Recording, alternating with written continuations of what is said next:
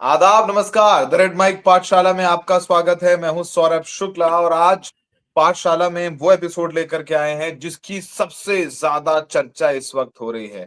आप इंस्टा खोल लीजिए, आप फेसबुक खोल लीजिए, आप यूट्यूब खोल लीजिए, आपको अक्षय खन्ना नजर आ जाते हैं रामायण डकैत के रोल में नाचते हुए ऐसे ऐसे करके।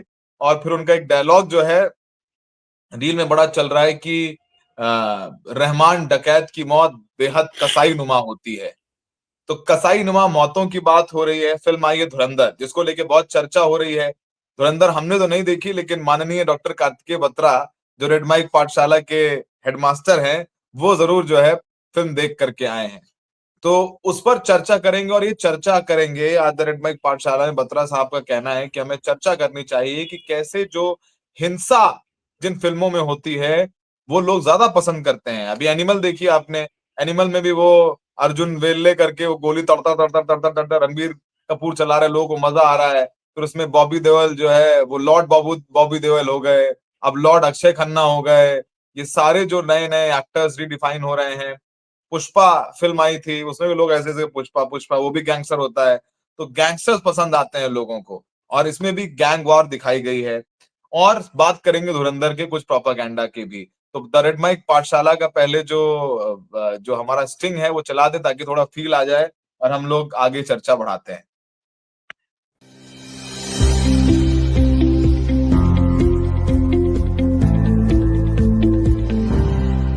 बत्रा साहब, आपका जो बिगुल बज गया है और स्क्रीन पर दिख रही है फिल्म धुरंधर का पोस्टर, गैंग्स ऑफ वासेपुर, और एनिमल भी नजर आ रही है सबसे कोने में। बत्रा साहब, कैसी लगी आपको धुरंधर फिल्म? देखिए सौरभ, मैंने आते ही ट्वीट डाला था मूवी को लेकर कि despite some of its weaknesses I enjoyed the movie. Performances बहुत अच्छी थी, क्योंकि देखिए क्या है कि आप और हम एक तरीके से देखें तो हर चीज में एक डाउट के साथ चीजों को परसीव करते हैं, जो कि आई थिंक हमें करना चाहिए। क्रिटिकल होके सोचते हैं कि ये जो चीज हो रही है हमारे सामने वो क्यों हो रही है। तो अगर किसी फिल्म में कोई डायलॉग किसी तरीके से बोला जा रहा है तो वो क्यों बोला जा रहा है, खासकर ऐसी फिल्में जिसमें सोशल रेलेवेंस भी है। तो जब आप फिल्म को उस नजरिए से देखेंगे तो आपको कहीं दो तीन जगह ऐसे दिखेंगी जहां लगेगा कि ये डायलॉग की जरूरत शायद नहीं थी।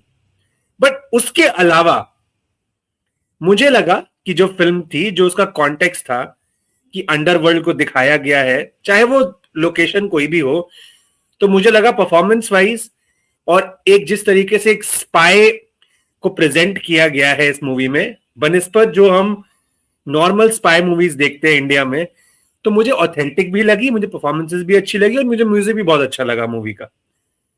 हाँ, जो मैंने शुरुआत में बात कही कि दो तीन जगह ऐसा लगा कि बहुत ऑब्वियस तरीके से कहीं कुछ पैंडर किया जा रहा था किसी अरे एक कोई पैंडल क्या, कॉन्स्टिट्यूएंसी को। कांग्रेस की जो यूपीए सरकार है उसको डिमीन करने की कोशिश की जा रही थी। हमने तो फिल्म नहीं देखी, लेकिन उसमें जो रील वील में जो देख रहे हैं, जिसमें वो कहते हैं अक्षय खन्ना कि हमने घुस के 26/11 में मारा और देखो उन्होंने कुछ नहीं किया, हिंदू बहुत बुजदिल कौम होती है, इस तरीके की बातें।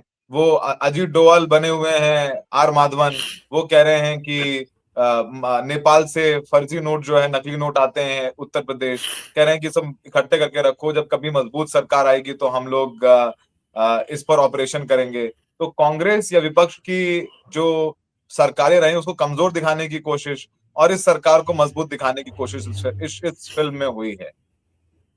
तो इसमें मुझे लगता है कि मैंने जैसा वो कहा कि मुझे लगा कि दो तीन जगह ऐसा हुआ है। और अगर आप पहले भी देखें कुछ ऐसी मूवीज जो डायरेक्टर सेम थे, मुझे आदित्य धर वैसे एज डायरेक्टर काफी पसंद है, बट इनकी मूवीज में आपको लगेगा कुछ एलिमेंट कहीं ना कहीं ऐसा होता है जहां बहुत सटल तरीके से वो कोशिश करते हैं, कई जगह बहुत डायरेक्टली कोशिश करते हैं। बट फिर भी मैं मेरी दो चीजें बताऊंगा मैं इसमें। एक, मुझे लगता है कि इससे बड़ा एक मुद्दा है आज हमारे हाथ पे जो हम डिस्कस करेंगे। ये कांग्रेस बीजेपी से बड़ा मुद्दा है हमारे पास जो हम डिस्कस करेंगे कि जनरली जो वायलेंस है। दूसरी बात कि ये जो बात हो रही है प्रोपेगेंडा है वगैरह वगैरह, देखिए मैं इस डिबेट में ये कहना चाहूंगा कि एक होता है कि क्या सच था और दूसरा है कि क्या सच था और क्या नहीं था, जिसके बारे में हमें नहीं पता है अभी तक कुछ भी सर्टेनिटी के साथ। तो वो जो एक लाइन है, कहीं ना कहीं उस लाइन के साथ खेला जाता है कुछ मूवीज में। जो ये यूपीए वाली बात है करेंसी प्लेट्स को लेकर, कोई इन्वेस्टिगेशन क्यों नहीं हुई आज तक, अगर ऐसा कुछ था तो? और अगर हुई तो उसके रिजल्ट्स तो नहीं है हमारे पास। जो ये यूपी वाली बात है, हो सकता है किसी ने बैकएंड पे बोली हो ये बात कि देखिए हमें लगता नहीं है कि अभी जो सरकारें हैं वो ऐसे कड़े स्टेप्स को समर्थन देंगी। हो सकता है ये बोला गया हो, मैं बिल्कुल इस बात से डिनाई नहीं कर रहा। लेकिन क्या ये सत्य है कि जहां जहां पर भी वो जो मजबूत सरकार जिसके बारे में कहा जा रहा है, जहां जहां वो मजबूत सरकार है वहां पे सब चंगा सी हमेशा? तो ये सारी, जब हम इस टेरिटरी में घुस जाते हैं ना सौरभ, तो ये डिबेट एक बहुत बड़ा डिबेट बन जाता है। और मुझे लगता है कि ना मेरे पास वो काबिलियत है और ना आज इस शो का वो मकसद है कि हम उस पर ज्यादा चर्चा करें। मेरा मकसद आज इस शो में ही चर्चा करना है। और मैं वही कहूंगा कि ऐसा इतने बड़े बड़े मुद्दे हैं भारत में आज की तारीख में, लेकिन हम चर्चा 9 से 10 रोज क्या हो रही है, Pakistan lobby, anti Pakistan lobby, ऐसे ऐसी भाषा यूज की जा रही है। तो मैं जरा उससे दूर रहना चाहता हूं। मुझे लगता है कि फ्यूचरिस्टिक तरीके से अगर हम सोचे, आगे की सोचे जब हम, तो एक जो ट्रेंड दिख रहा है बॉलीवुड में और साउथ में तो है ही, कि जो मूवीज में वायलेंस है, गोर है, उनकी रिसेप्शन अच्छी है अगर उनकी स्टोरी लाइन अच्छे तरीके से दिखाई जा रही है। तो क्या ये जो ट्रेंड है, और मैंने गैंग्स ऑफ वसीपुर जानबूझ के डाला था क्योंकि शुरुआत कहीं ना कहीं इस सिनेमा की गैंग्स ऑफ वसीपुर से होती है 2012 में, और मैंने तब भी वो दोनों मूवीज थिएटर में जाके देखी थी और मुझे वो तब भी पसंद आई थी। बहुत पसंद है, हमें बहुत पसंद है, बहुत पसंद आई थी वो मूवीज। अगर कोई मुझे ये कह रहा है कि ये एंटी पाकिस्तान नैरेटिव है इस मूवी में, तो देखिए अब फिर वो बहुत लंबा चर्चा हो जाएगी कि गैंग्स ऑफ वसीपुर सही है तो वहां के अंडरवर्ल्ड की भी डिपिक्शन सही है। तो इस सब में ना पड़ते हुए मैं चाहता हूं हम आज ये चर्चा करें सौरभ कि ये जो ट्रेंड है, क्या इस ट्रेंड से हमें कहीं ना कहीं सचेत रहना चाहिए, और क्या ऐसी कुछ रिसर्च है जो हमें ये बताती है कि एग्जैक्टली जो वायलेंस ड्रिवन मीडिया जो ये होते हैं, जो ये शोज होते हैं या मूवीज होती हैं, इनसे साइकोलॉजी पे क्या असर पड़ता है। और फॉर्चुनेटली ये बात सत्य है कि हमारे पास कुछ बहुत अच्छी रिसर्च है जिसके बारे में मैं आगे बात करूंगा आपके साथ आज। सर बात करिए बात करिए। आप देखिए पोस्टर में, एनिमल के पोस्टर में खूना खच्चर करके रणबीर कपूर नजर आ रहे हैं, गैंग्स ऑफ वसेपुर में मनोज बाजपेयी तो मारते ही नजर आ रहे हैं, और यहाँ धुरंधर में भी हम बार बार बोल रहे हैं, लेकिन धुरंधर के जो हमने रील्स वगैरह देखी उसमें जो तौलने वाला बट होता है उससे अक्षय खन्ना किसी को मारते हैं, बिल्कुल मतलब मुंह उसका बिल्कुल मुंह बिल्कुल। पिच्ची कर देते हैं, उसका मुंह पिचका देते हैं। गैंग्स ऑफ वसेपुर में भी वही सब है। गैंग्स ऑफ वसेपुर तो गाने भी बड़े जबरदस्त है कि कह के लूंगा टाइप्स। तो वो, और तो बाकी तो एनिमल की बात कर ही रहे हैं, पुष्पा भी है। बिल्कुल। तो बताइए भैया कि वायलेंस काहे समझ में आती है? वैसे हमने एक फिल्म देखी थी, हाँ खूना खच्चर वाली सबसे पहली फिल्म देखी थी 300 अंग्रेजी में, वो बटलर की स्पार्टन्स, मतलब उसमें वो पहला फिल्म देखी थी। बाकी तो बॉलीवुड में तो गोली जा रही टिश्कियां और टमाटर जैसा खून दिखता था और गिर जाता था, मर जाता था। और हाँ, 300 में पहली बार हमने हिंसा देखी थी फिल्मों में कैसे सही। होता है। जी बत्रा साहब। गेम ऑफ थ्रोन्स में भी नहीं, मैं ये कह रहा था आगे बढ़ने से पहले सौरभ, एक मैं तो एक टर्न लूंगा, थोड़ा छोटा सा छोटा सा डिटोर लूंगा कि ये जो हमने टॉपिक चुना है आज काफी हटके है। तो ऐसा ही एक हटके टॉपिक आपने भी चुना है अपने एक रीसेंट डॉक्यूमेंट्री के लिए, तो मैं उसके लिए आपको बधाई देना चाहूंगा, जिसमें आपने एसआईआर को लेकर जो भी बीएलओज के मुद्दे हैं और जो सुसाइड्स हुई हैं बीएलओज को लेके, उस पर आपने बहुत बेहतरीन काम किया है। और मुझे लगता है रेड माइक और आपकी पूरी टीम ने, रेड माइक पे मुझे लगता है कि हमारा ऑब्जेक्टिव यही है कि वो बातें बताएं जो कहीं ना कहीं मीडिया के शोर में डूब गई हैं। मुझे फिर लगता है बहुत दुख होता है, प्रदूषण है, पूरा साल हमने देखा एयर इंडिया का क्रैश हुआ, पहलगाम हुआ, दिल्ली पे अटैक हुआ, ट्रम्प टैरिफ आए, डिपोटेशन हुआ, लेकिन साल के अंत तक आते आते हमारा डिबेट किस बात पे हो रहा है कि वंदे मातरम और सरदार पटेल जी की धर्मपत्नी की डायरी में क्या लिखा गया था। मैं नहीं कहता ये इंपॉर्टेंट मुद्दे नहीं है, मैं कहता नहीं इंपॉर्टेंट मुद्दे, लेकिन क्या ये इतने इंपॉर्टेंट है कि आज की तारीख में इन पे डिस्कशन होना चाहिए? ये डिस्कशन इस बात पे होना चाहिए कि इतने सारे हमने, मुझे लगता है 2025 एक बहुत चैलेंजिंग साल रहा भारत के लिए, लेकिन उस पर कोई चर्चा नहीं है। तो खैर, वो डिटोर लेते हुए, आपको बधाई देते हुए अब आगे बढ़ते हैं कि पहली बात, ये जो वायलेंस वाली सौरभ मूवीज है, इंगेजिंग लग रही है लोगों को, ऑथेंटिक लग रही है, खासकर जब स्टोरी सही हो। अभी एक मूवी आई थी, मुझे लगता है बागी 4 करके, जिसका ट्रेलर ही एनिमल का एक रिपीट था। तो वैसे वो मूवी जरूरी नहीं कि चल जाए, आपको एक कहीं ना कहीं एक स्टोरी देनी पड़ती है, नैरेटिव देना पड़ता है, तब आप वो मूवी चला सकते हैं विद वायलेंस। इसमें एक रोल रहा है कि साउदर्न इंडिया का जो सिनेमा है, जिसको एक्शन मूवीज कहते हैं, वहां पे, वहां से कहीं ना कहीं इंस्पिरेशन ली गई है। खासकर सौरभ, आप देखेंगे बॉलीवुड में कोविड के बाद एक चर्न आया है कि जो बॉलीवुड की ऑडियंस है वो बहुत पिकी हो गई है स्टोरीज को लेके, कॉन्सेप्ट्स को लेके। तो ये जो मासी वायलेंस बेस्ड मूवीज है जो साउथ में चल रही थी, उसका एक चलन बढ़ गया है अब अक्रॉस द बोर्ड। और एक चीज और ये कि जब से आपके नेटफ्लिक्स, जियो हॉटस्टार, सोनी लिव, इसमें जो इंटरनेशनल कंटेंट आया है, जैसे अगर आप देखें, साउथ कोरियन ड्रामा बहुत पॉपुलर माना जाता है, लेकिन सौरभ साउथ कोरियन ड्रामा में ऐसी ऐसी थीम्स हैं, ज़ॉम्बी, वायलेंस, गोर, मर्डर, कि आप जब वो देखते हैं तो आपको लगता है यार ये तो बहुत इंटरेस्टिंग है, ये तो कुछ नया है। तो ऐसे में फिर लगता है कि हमारे लोकल जो प्रोड्यूसर्स हैं उनको भी कुछ ऐसा बनाना चाहिए। अभी एक शो है साउथ कोरियन, स्क्विड गेम, पता नहीं आपने देखा है या नहीं देखा है? नहीं। ऐसा ही एक जापानीज शो है, नहीं देखा। ऐसा ही एक जापानीज शो है एलिस इन बॉर्डरलैंड। ये सारे वो शो सौरभ नेटफ्लिक्स पे अवेलेबल है। आप जब इनको इंग्लिश में देखेंगे, क्योंकि इंग्लिश में डबिंग भी है, सबटाइटल भी है, आप पाएंगे कि स्टोरी लाइन तो बहुत खतरनाक है, लेकिन उस स्टोरी को एग्जीक्यूट करने के लिए उनको वायलेंस दिखानी पड़ेगी, और दिखाते हैं वो, उसमें वो कोई कसर नहीं छोड़ते। तो जब आपको एक इंटरनेशनल फीड मिल रहा है कंटेंट का, तो आपका एक्सपेक्टेशन लोकल कंटेंट से भी बढ़ जाता है कि यार अब यहां भी देखने को मिलेगा ये। तो शुरुआत यहां से होती है। लेकिन सौरभ, अब इसमें कुछ डिस्टर्बिंग ट्रेंड्स हैं, शायद आपने भी कुछ स्टोरीज इसमें कवर की होंगी, कि हमने देखा, बताइए प्लीज। नहीं, हमने अपना बॉलीवुड और सिनेमा पर थोड़ा सा हल्का हाथ रखा हुआ है। लास्ट फिल्म हमने देखी थी जाके थिएटर में, होम बाउंड, और उसका हमने द रेड माइक सिनेमा पर शाही साहब के साथ एक अच्छा रिव्यू किया था, और बहुत फैंटास्टिक फिल्म है। मैं उसको मार्केट कर रहा हूँ, वो फिल्म जाके जरूर लोगों को देखनी चाहिए।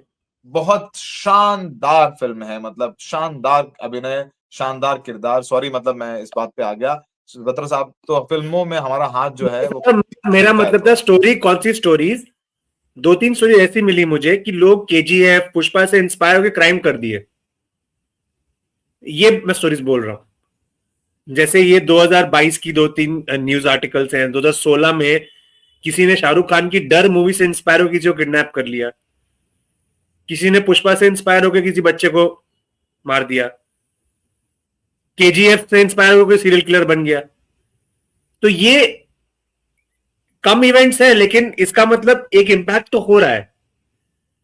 तो इसका मैं कह रहा था कि आपको नहीं लगता कि जब आप भी फील्ड पे जाते हैं, तो जिस तरह के रोल मॉडल्स आपको सिनेमा में दिखते हैं, और जिस तरीके से, जब एक कबीर सिंह मूवी आई थी, आपको याद होगा, बहुत शोर मचा था कि ये टॉक्सिक, जिस तरीके से एक तरीके से टॉक्सिसिटी को प्रमोट कर रही है ये मूवी। तो अब सवाल, हाल ही में उदाहरण के तौर पर हमारे परम मित्र हैं, वो हमारे दूसरे एक मित्र के साथ गए फिल्म देखने, दोनों धुरंधर देख के आए। तो हमारे मित्र कह रहे हैं कि फिल्म देखने के बाद यार किसी को पीटने का मन कर रहा है, feel like beating someone. When the first reaction after when he came out of the hall, तो उन्होंने पूछा पहले रिएक्शन क्या था, कह रहे मतलब एक एंगर आ गया, लग रहा किसी को पीट दें।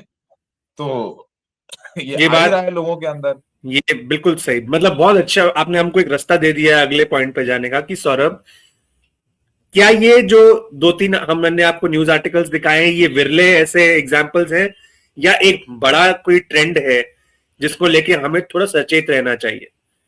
तो आज बात होगी 2 स्टडीज के बारे में। एक, जहां पे जो केंद्र में थे बच्चे, कि जब बच्चों को एक्सपोजर मिलता है ऐसे कंटेंट का, हालांकि अडल्ट रेटिंग है मूवीज की ऐसी भारत में, लेकिन आप जानते हैं सौरभ, जब ये ओटीटी पे आ जाएगा, फोन पे आ जाएगा, तो क्या बच्चे, क्या बुजुर्ग, क्या बड़े, और तो मतलब ऐसे में कैंस एक द सवाल वासेपुर एनिमल तो है ही ओटीटी पर, सब देख ही रहे हैं ना। बिल्कुल है, बिल्कुल है। और क्या बच्चे ये अब पहला जो है ये सवाल बच्चों को लेकर है, और दो बहुत बेहतरीन स्टडीज है सौरभ, सेम ही ऑथर्स ने करी है। इनका नाम है बंडूरा, एल्बर्ट बंडूरा, डॉरेथी रॉस और शीला रॉस। ये दो 1960s की स्टडीज है सौरभ। मतलब आप सोचिए कि 1960s में साइकोलॉजिस्ट को ये लग गया था कि ये एक बड़ा मुद्दा बनने वाला है, तो स्टडीज हुई थी वहां पे, और ये कोशिश की थी समझने की कि जब बच्चों को हम ऐसे एक्सपोजर देते हैं वायलेंस के, तो बच्चों का क्या सेंटिमेंट बनता है। जो आपने कहा ना कि किसी को मारने का मन कर रहा है, बिल्कुल फिट कर रहा है ये इस एक्सपेरिमेंट में। तो क्या करते हैं सौरभ, ये एक कमरे में ऐसे 3 कमरे बनाते हैं। एक कमरे में एक बच्चे को खिलौनों से खेलने दे देते हैं। उसी कमरे में एक बड़ा आदमी है, वो खिलौनों से वो खेल रहा है, लेकिन उसको साथ में एक बोबा डॉल देते हैं। बोबा डॉल क्या होती है? वो डॉल होती है ना, उसको मुक्का मारते हैं वापस खड़ी हो जाती है। हाँ। तो 3 तरह के कमरे हैं। एक कमरे में बच्चों के सामने जो बड़ा आदमी है वो बोबा डॉल को मार रहा है जोर से। दूसरे में, और उसको अप्रिसिएशन मिल रही है। दूसरे में वो मार रहा है लेकिन उसको डांट पड़ रही है। मतलब बच्चे के सामने एक बड़ा ऐसा काम कर रहा है, तो एक कमरे में जो जो बड़ा मार रहा है उसको जो ऑर्गेनाइजर है इस एक्सपेरिमेंट का वो डांट रहा है कि आप ऐसा क्यों कर रहे हो। दूसरे में क्या है कि जो बड़ा मार रहा है डॉल को, उसको ऑर्गेनाइजर आके डांट रहा है कि को वो प्रोत्साहन दे रहा है कि आप अच्छा कर रहे हो। और तीसरे में कुछ नहीं हो रहा है, कोई मार पिटाई नहीं हो रही है। तो क्या देखते हैं कि जिस कमरे में बच्चे को ये दिखा कि भाई जो अडल्ट है वो जब डॉल को मारता है तो उसे प्रोत्साहन मिलता है, तो ऐसे बच्चे बाद में ज्यादा वायलेंट प्रवृत्ति दिखाते हैं। जब बच्चों को लगता है कि जो बड़े वायलेंस कर रहे हैं उनको सोसाइटी से कहीं ना कहीं अप्रूवल मिल रहा है, तो आगे जाकर वो वाले बच्चे, उनकी जो मन में ये आता है कि ये एक्सेप्टेबल है और इसे करने में कुछ गलत नहीं है। और वहीं अगर आप कुछ वायलेंस हो रही है और वहां पे जाके उसको प्रोसेस को रोक दें एक बच्चे के सामने, तो वो जो बच्चा है वो कम लाइकली है कि वो खुद वायलेंट बनेगा। ये पाथ ब्रेकिंग स्टडी थी सौरभ। मैंने कुछ इमेजेस भी लगाई हैं कि किस तरह के ये जो बच्चे, जिस तरीके से बच्चे डील कर रहे थे इन डॉल्स के साथ।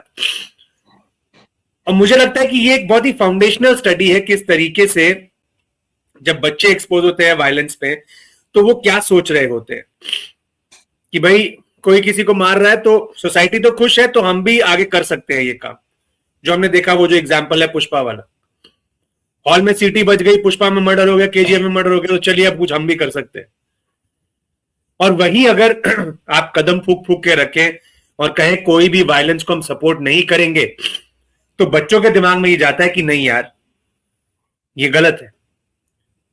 अब बच्चे का डेफिनेशन क्या है सौरभ? हम तो कहते हैं ना 18 के ऊपर बच्चा नहीं है, लेकिन बच्चा तो एक मानसिक स्थिति है ना। कौन कह सकता है कि 19 साल का जो व्यक्ति है उसको ये असर नहीं पड़ेगा? जरूरी थोड़ी कि जो हम कहते हैं कि एडल्ट 18 तक ही फर्क पड़ेगा, 18 के बाद फर्क नहीं पड़ेगा इन चीजों का। ये बात गलत है। तो ये ए सर्टिफिकेशन का एक रोल है, लेकिन मैं कहता हूं कि 18 के बाद भी ये रिस्क रहता है, पहली बात।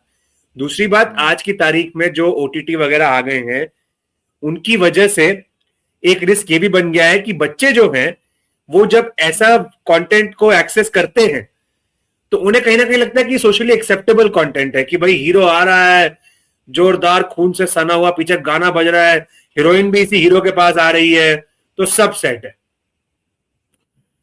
हाँ मतलब देखिए, हम लोग या आप पता नहीं मतलब साहब आप थोड़ा उम्र में छोटे हैं हमसे, तो आपको आपके वक्त होता था कि नहीं होता था, WWE आता था 10 स्पोर्ट्स पे। तो हम लोग जो है स्कूल से आकर के वो WWE देखते थे, और हम सब किसी के यहाँ केबल नहीं होती तो किसी दोस्त के यहाँ देखते थे। जॉन सीना, केन, अंडरटेकर, गोल्डबर्ग, ये सब हमारे फेवरेट होते थे। और फिर हम इनके जो फिनिशिंग मूव्स होते थे वो एक दूसरे को देते थे, चोक स्लैम देते थे, उठा उठा पटकते थे, कुश्ती करते थे, लड़ते थे, WWE के मैचेस आपस में करते थे, तो वो भी एक तरीके का वायलेंस है। और बिल्कुल है। पंच कैसे करना है, चोक स्लैम क्या है, वो सब हम लोग करते थे। कहीं ना कहीं हमारे जब हम लोग बड़े हो रहे थे तब WWE हम लोगों का एक वो वहां से हम लोगों ने थोड़ा शायद हिंसा या एग्रेशन ले पकड़ा। लिया। और बिल्कुल। आजकल के बच्चों के लिए तो मतलब इतना अवेलेबल है। और आई थिंक जैसे आपने कहा कि जो कोरियन ड्रामा वो है वो बहुत जेन जी में पॉपुलर हो गया है, तो वो भी एक चिंता वाली बात है। बत्रा साहब, ये तो मार्केट की बात है भाई। अब जनता देख रही, धुरंधर देखिए, रील देख देख करके वो अपना हीरो वही जैसा आपने बताया रहमान डकैत का एक डायलॉग बड़ा फेमस है कि रहमान डकैत की दी हुई मौत बेहद कसाईनुमा होती है। वो पट्टे से मारता है, हमने देखा। और फिर वो गाना बज रहा है, वो गाना तो कोई गा ही नहीं सकता, मतलब ऐसा गाना भी लगाओ जो आदमी गा पाए।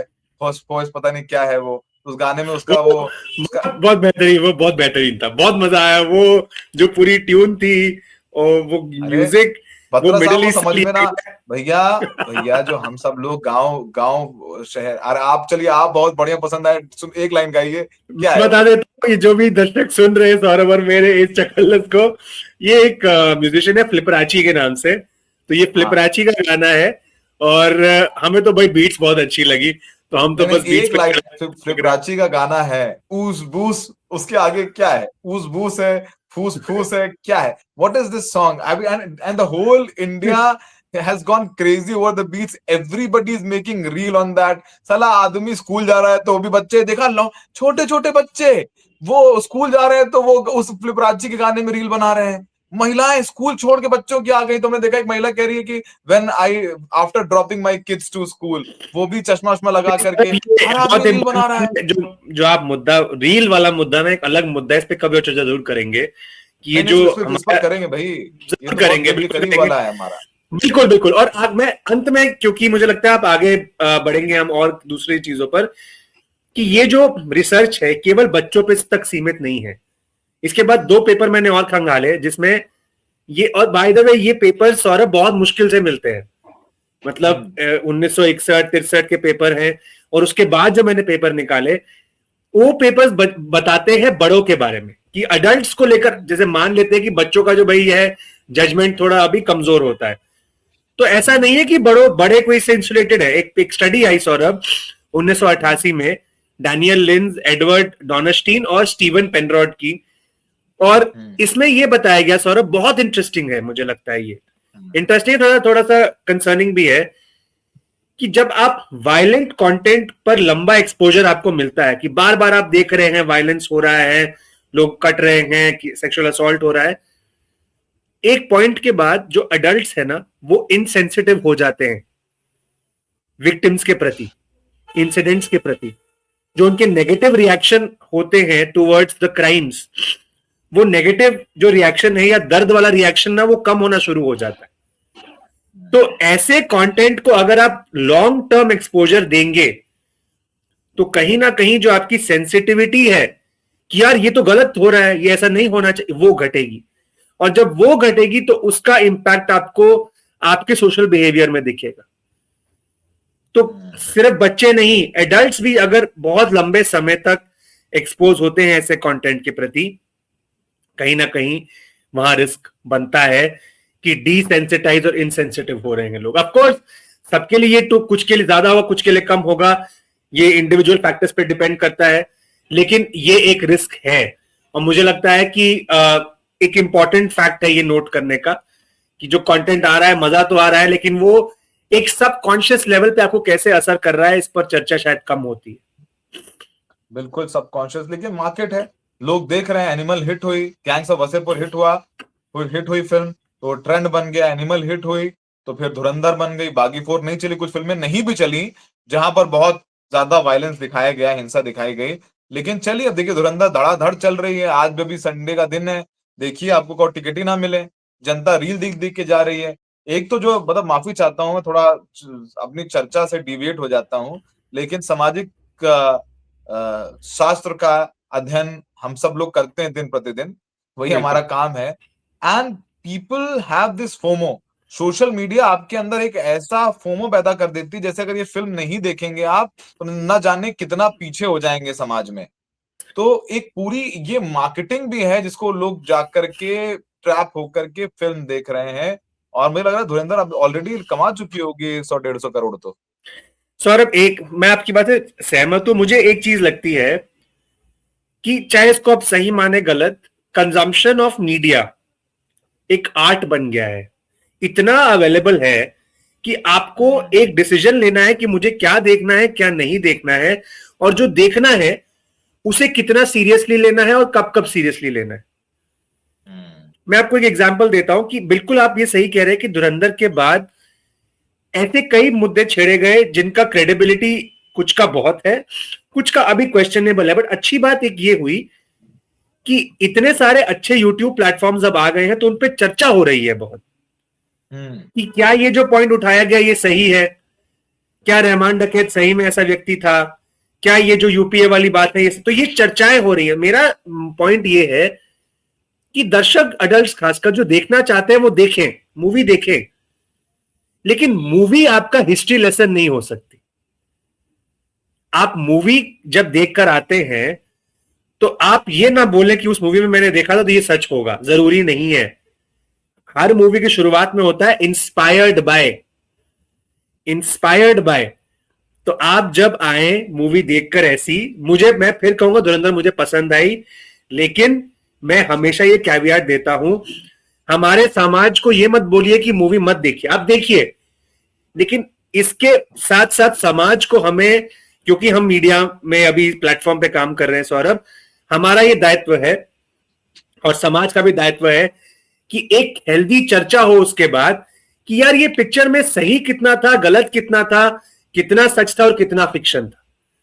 ये एबिलिटी क्रिटिकल थिंकिंग की हमें प्रमोट करनी है। और मैं फिर कहूंगा कि रेड माइक एक ऐसा प्लेटफॉर्म मुझे लगता है, और मुझे बहुत खुशी है इस बात की, जहां से हम ये कर सकते हैं और कर भी रहे हैं। बिल्कुल।